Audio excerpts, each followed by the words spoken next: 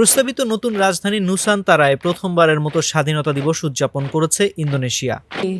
dipimpin oleh Komandan Upacara। এর আগে নুসান্তারায় প্রথমবারের মতো মন্ত্রিসভার বৈঠক করেন ইন্দোনেশিয়ার প্রেসিডেন্ট জোকো উইদোদো। মূলত প্রায় $33 বিলিয়ন মেগা প্রজেক্টের ব্যাপারে বিনিয়োগকারীদের আশ্বস্ত করতেই সেখানে নানাবিধ কর্মসূচি পালন করা হচ্ছে। Ini adalah sentuhan seniman lokal yang harapannya bisa menghadirkan Dutch শাসন এবং দ্বিতীয় বিশ্বযুদ্ধের সময় জাপানি দখলদারিত্বের পর 1945 সালে স্বাধীনতার ঘোষণা দেয় ইন্দোনেশিয়া। পরিকল্পনা ছিল ৭৯তম স্বাধীনতা দিবসেই নতুন রাজধানী আনুষ্ঠানিকভাবে উদ্বোধন করা হবে।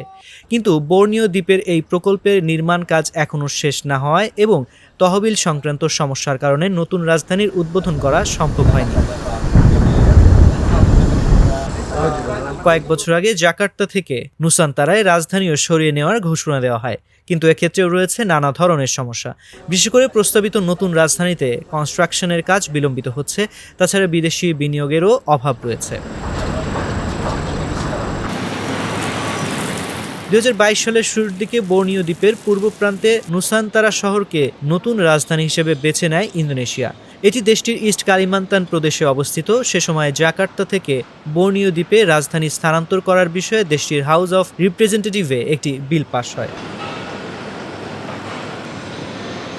ইন্দোনেশিয়ার সমগ্র দ্বীপপুঞ্জের নৃতাত্ত্বিক জাতিগোষ্ঠীকে বোঝাতে নুসান্তারা নামকরণ করা হয়। প্রেসিডেন্ট জোকো উইদোদো এর নামটি প্রস্তাব করেন।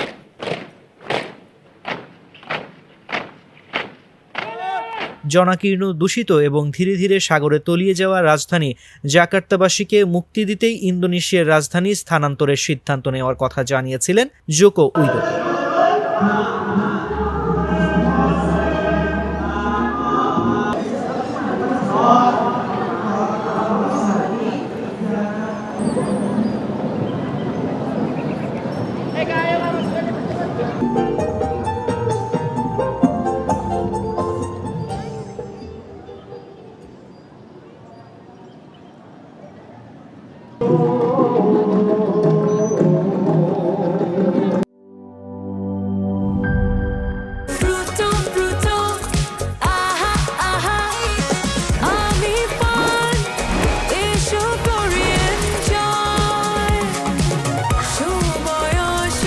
প্রাণ ফ্রুটো, সময় অসময় ফ্রুটোময়।